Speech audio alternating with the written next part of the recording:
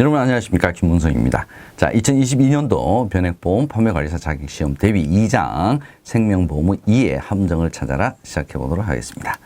자, 34번 문제입니다. 생명보험을 과학적이고 합리적으로 운영하기 위해 수지상등의 원칙을 바탕으로 보험사고 발생을 예측하고 대수의 법칙에 따라 적정한 보험료와 보험금을 산정하고 있다. 자, 얼핏 이렇게 읽어보면 뭐가 틀렸지 싶을 것 같습니다. 자, 수지상등의 원칙과 대수의 법칙을 서로 바꿔놨습니다.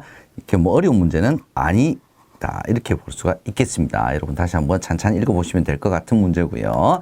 35번 보겠습니다. 3이원 방식은 현금 흐름에 영향을 주는 다양한 요소를 반영하여 회사별 상황에 맞는 최적 가정으로 보험료를 산정한다. 자, 최적 가정으로 보험료를 책정하는 방식은 3이원 방식이 아니라 현금 흐름 방식이 되겠죠. 3이원 방식, 예정이율, 예정사업비, 자, 이런 것들을 하는 거지. 이제 예정위험률. 자, 이렇게 세 가지 이원 방식이고 현금 흐름 방식이 다양한 요소를 반영하는 방식이 되겠습니다. 36번 보겠습니다. 책임준비금의 구성 항목 중에서는 지급준비금의 비중이 가장 크다.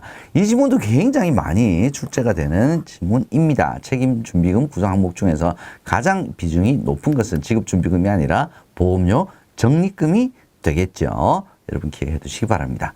37번 보겠습니다. 보험계약은 보험계약자가 보험료 납입, 보험회사의 보험증권 교부로 이루어진다. 자, 뭐 책 안 보신 분이나 아니면 이거 우리 모집인 등록 자격시험에도 이 문제는 자주 출제가 되는 거죠. 보험계약의 특성은 어떤 겁니까? 네, 뭐 요식, 특별한 요식 행위가 있는 것은 아니죠. 또 낙성계약의 성격을 가지고 있기 때문에 청약과 승낙, 보험계약자의 청약 그리고 보험회사의 승낙으로 이루어지는 것이지 보험료 납입, 보험증권의 교부는 보험계약의 성립과는 관련이 없습니다. 38번 보겠습니다. 보험계약은 보험금이 장래의 우연한 사고 맞는 표현이네요. 지급된다는 점에서 부합계약에 속하는 것이 아니라 사행계약에 속하게 됩니다. 39번 보겠습니다. 보험계약자는 회사 승낙일로부터 15일 이내에 보험계약의 청약을 철회할 수 있다. 자, 이 철회가 가능한 기간, 이것도 시험 문제 이제 자주 출제가 되고 있습니다. 자, 승낙일로부터 15일 이내. 자, 이거는 뭐 여러분께서 뭐 잘 알고 계신 것이죠. 보험증권을 받은 날로부터 15일 이내, 그리고 보험계약의 최초 납입일로부터 30일을 초과하는 것이 아니라 청약일로부터 30일을 초과할 수는 없다. 이렇게 되어 있습니다. 그래서 두 가지를 기억하셔야 됩니다. 청약일로부터 30일을 초과할 수 없고요. 보험증권을 받은 날로부터 15일 이내에 보험계약의 청약을 처리할 수 있습니다. 40번 보겠습니다. 보험계약자는 계약 체결 시 약관을 전달받지 못한 경우 3대 지킴이가 어긴 경우네요. 청약일로부터 6개월 이내에 계약을 취소할 수 있는 것이 아니라 3개월 이내에 계약자는 그 계약을 취소할 수 있습니다. 요거 6개월. 이게 또 뭐 굉장히 쉬운 문제인데요. 6개월 이내, 1년 이내, 뭐 이렇게. 그 다음에 청약일로부터, 요거 기준일 여러분 반드시 기억을 하시고요. 청약일로부터 3개월 이내에 취소할 수가 있습니다. 41번 보겠습니다. 강제 집행 등으로 인한 해지 계약, 특별부활 이야기 하는 거네요. 보험 계약 해지 당시의 수익자가 계약자의 동의를 얻어서 관계없이라고 했으니까 이거 잘못된 거죠. 동의를 얻어서 특별부활을 청약할 수가 있습니다.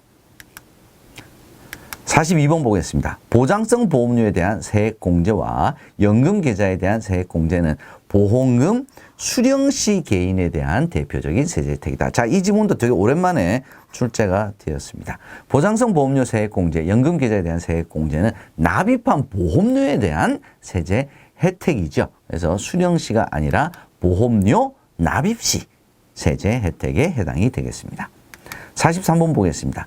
근로소득자가 받게 되는 보장성 보험료의 세액공제. 세액공제, 보장성 보험료의 세액공제 혜택은 근로소득자만 가능하죠. 자영업자 안 됩니다. 일반 보장성 보험료의 15%, 장애인 전용 보장성 보험료의 12%로 이루어진다. 12, 15는 많이 들어보셨을 건데 이 두 가지를 바꿔놓은 지문이 되겠네요. 보장성 보험료 12%, 장애인 전용 보장성 보험료 15%. 뭐 일반 보장성 보험료보다 장애인 조금 더 장애인 전용 보장성 보험에 대해서 좀 더 우대를 해준다라고 하는 개념에서 12와 15를 구별을 해주시기 바랍니다. 44번 보겠습니다. 연금계좌 세액공제는 근로소득이 있으며 종합소득이 있는 거주자를 대상으로 한다. 자, 우리 보장성 보험료의 세액공제, 이 근로소득자만 해당이 되는 거죠. 연금계좌 세액공제는 근로소득이 있어도 되고요. 없는 종합소득자도 해당이 됩니다. 그래서 근로소득이 반드시 있어야 하는 것은 아니죠. 근로소득이 없어도 종합소득자도 받을 수가 있습니다. 그래서 근로소득과 관계없이 거주자를 대상으로 한다. 이렇게 해야 맞는 표현이 되겠습니다. 45번 보겠습니다. 최초 납입일로부터 만기일까지의 기간이 7년 이상인, 자, 일시납 저축성 보험에 대한 보험차익 비과세 요건은 7년입니까? 10년이죠. 10년 이상 일시납 저축성 보험에 대한 보험차익 비과세 요건을 얘기를 하고 있습니다. 46번 보겠습니다. 종신형 연금보험의 보험차익 비과세 요건 중 매년 수령하는 연금액이 연금 수령 개시일 현재 연금계좌 평가액 나누기 연금 수령 개시일 현재 기대수 여명연수 곱하기 2 이내가 있다. 자, 이 문제도 잘 이렇게 출제가 되는 문제는 아니었습니다. 근데 이번에 신규로 출제가 또 되었네요. 예, 요거는 여러분께서 기억을 해 주셔야 될 것 같습니다. 조금 어려운 문제로 좀 꼬아내겠다라고 했던 것 같은데, 자, 2 곱하기 2 이내가 아니라 곱하기 3 이내가 바로 종신형 연금보험의 보험차익 비과세 요건의 한도가 되겠습니다. 47번 보겠습니다. 보험계약의 계약기간 기산일을 변경할 수 있는 사유. 자, 계약기간 기산일 변경. 요 사유 있었죠. 예. 왜 이제 이게 들어오냐면, 예, 보험차익 비과세 요건 중, 예, 7년 이상, 10년 이상, 뭐 5년 이상, 예, 납입일로부터, 뭐 보험기간이, 뭐 요런 거 있었죠. 그죠? 그래서 이, 기산일을 변경을, 할 수 있는, 즉, 기산일 변경이 안 되는 경우, 그 다음에 변경할 수 있는 경우 이 두 가지를 구별을 하라는 얘기였죠. 자, 계약자의 명의가 변경되는 경우, 보장성 보험을 저축성 보험으로 변경하는 경우, 보험 수익자 명의가 변경되는 경우, 최초 계약한 기본보험료의 2배를 초과하는 기본보험료를 증액하는 경우에는 기산일이 변경되어야 한다. 이게 이제 어떤 경우냐면, 뭐 이제 부모 이름으로 해뒀다가 뭐 아이들 이름으로 계약자를 변경을 했을 경우에는 10년 다시 카운팅.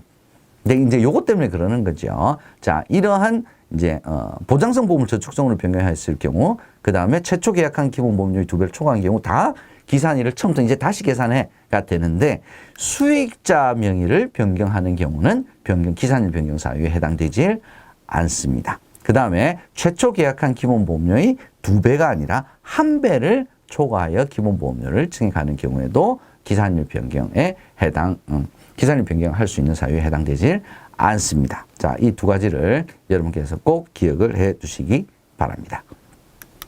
48번 보겠습니다. 연금 수령일 현재 연금 소득자의 나이가 70세 미만인 경우에는 5%, 70세에서 80세까지는 4%, 80세 이상인 경우에는 3%의 원천세율, 징수세율을 적용을 합니다. 그죠? 자, 이 5, 4, 3, 요걸 기억을 해 주시고요. 70세 미만, 70세, 80세 사이, 그 다음에 80세 이상. 자, 요걸 구별을 해 주시고요. 종신연금 수령하는 경우에는 4%를 적용을 한다라는 것까지 여러분들께서 함께 알아두시면 좋겠습니다. 자, 이렇게 해서 2장 출제 문제의 함정을 찾아라 여러분들과 함께 했습니다. 저는 다음 시간에 제 3편에서 찾아뵙도록 하겠습니다. 여러분 수고하셨습니다.